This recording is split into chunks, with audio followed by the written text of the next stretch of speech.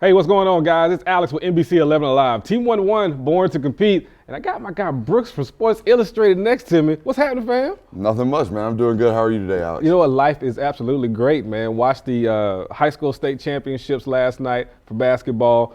Great action all over the court, man. The Grayson versus Wheeler game was insane. But that's that. But we're here to talk about football. For those that don't know, I know you're new in the market. Not necessarily new in the market, but, you know, putting your roots down. Can you tell people about you a little bit? Yeah, so I'm Brooks Austin. I'm with Sports Illustrated. As Bulldog Maven, I run the UGA team site over there, and I also help out with our All-American service as well, doing a little recruiting. So a little bit of everything. A little bit of everything. Yeah. All right, man. We are talking about some of the guys we can't wait to see.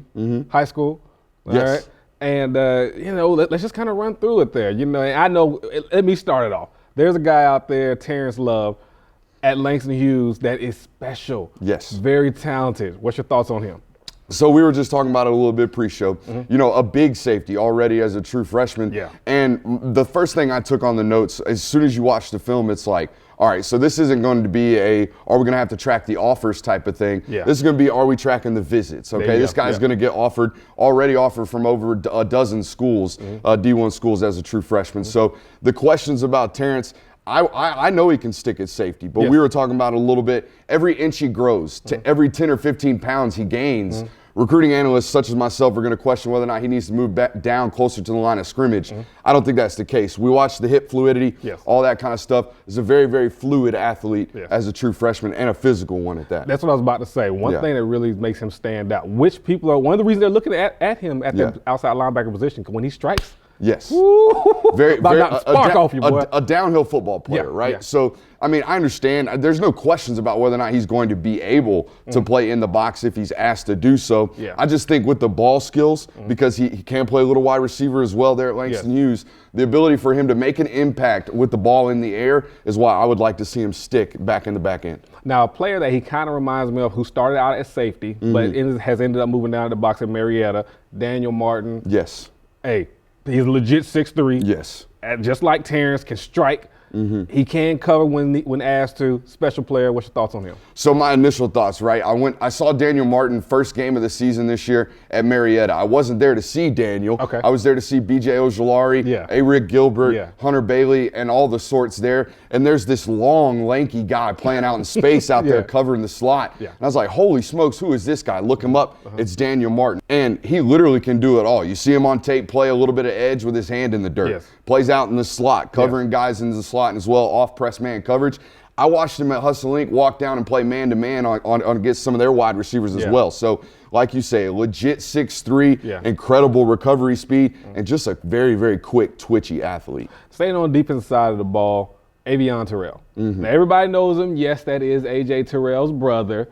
A.J., congratulations. Ran at 4'6". He just became a multi-millionaire. Hey, good for him at the Combine. So let me ask, when you look at Aveion, about 5'10" right now. Obviously, we know he's going to grow, right? It's in the bloodline, so we know where that's coming from. Had a special year as a freshman, picked up a lot of offers. What's your thoughts on him? So I got to see him, actually. Called a couple of his games over there at Westlake. One thing that pops off the tape for me when I watch Aveion play is he gets his head turned around extremely quickly for a cornerback his age, which leads you to believe that it's in the bloodlines, right? You know that obviously from AJ. Somebody's teaching those Terrell boys how to locate the football in the air, and he does it really, really you done well. made this guy's day. Glenn Ford, I dare you. You hear what he said. He said somebody's teaching him. And here's the thing, Glenn Ford got Xavier McKinney and AJ Terrell, both guys that possibly going in the first round. Let's go to offensive line, defensive line. I think this kid could play either one. Whitfield Academy, Ian Geffrard, special player, big size, 6'5", 330, and can move his feet pretty well. Your thoughts? Yeah, so the first thing that pops off the tape, right, is the size. I mean, it's hard, it's impossible to miss him there at Whitfield Academy. Playing single A football, so he really stands out as well. So I think the only questions about Ian is what he's going to play, but I think we got a while to decide that. I don't exactly think he's a tackle, but I think he can be, you know, a top 100 player at the guard position in a couple of years because he's that physical and that strong already. So one thing I like like about what Whitfield does for him is they pull him a lot out there at Whitfield Academy. So getting a guy like that on the edge and letting him show a little bit of that athleticism is incredible. Now, as whether or not he's going to be able to play defensive line in high school, he's going to flat out dominate on the defensive line. And one thing I love to see is that a school like Whitfield is giving him an opportunity to play both ways, because it's going to help his conditioning levels. You're not going to have to worry about, him coming into college and have to worry about him playing 70 snaps, because he's going to play 100 every night, every Friday night in high school. So it's good to see. Now, offensive side of the ball. You got a special kid out there that you like, that I like. He won our receiver of the year a couple of years ago. He's a freshman now, obviously. And he goes down to, I can't remember, they had a 7-on-7. They were in Fort Myers, Myrtle Beach. Down there with Cam Newton. Myrtle Beach, playing for Cam Newton, 7-on-7 team. Cayden Lee out of Hillgrove makes this spectacular catch. As a matter of fact, he goes crazy the whole tournament, right? Yeah. And all of a sudden, he picks up offers from some of the top Duke, names. Tennessee, Auburn, all within a 24-hour span. That's crazy. There for Cayden Lee, the freshman out of Hillgrove. But one thing that does show up immediately as soon as you watch the young man play is he's developed his route running abilities already. The guy he understands space. He understands how to set up a DB to the perfect extent, and it's a lot to do with the fact that he's worked with Terrance Edwards, just like a guy you've had on this show here on B2C, Jermaine Burton. Terrance Edwards tells me that's exactly who he reminds him of as a 14, 15-year-old. So, whether or not he's going to grow physically, it's not going to matter, because if you want to stick him in the slot at 5'11", what he is now at 170 so odd pounds, he's going to get loose and he's going to get free like he does on the 7-on-7 circuit. And here's the crazy thing. This is a name that comes up to me every time I see him. So we had Javon Baker play with our 7-on-7 team a while ago, obviously when he was young. And when I watch those two, the way they track the ball in the air is similar, right? I mean, and special. Great hands. And when I say when that ball's up, he's coming down with it. That's exactly what you see out of Cayden Lee. Quarterback, Malachi Singleton. Everybody knows about Malachi Singleton. Malachi's about 6'1", almost about 6'2" now. Yeah, I would say 6'2" now. He's thinned down a little bit. He's about 210, And when I say the kid pops off the charts every time you watch him play, and dare I say, I know you're going to be like, Alex, come on now. He is, let's just say, a freshman version of Justin Fields right now. That's who he reminds us of. Look, anybody that saw the Colquitt game as a freshman, to come in there and play the way he did, the effort he gave. Now, look, Colquitt won. Guys, I get it. I get it. We're talking about football here. You're talking about him being productive. Yeah.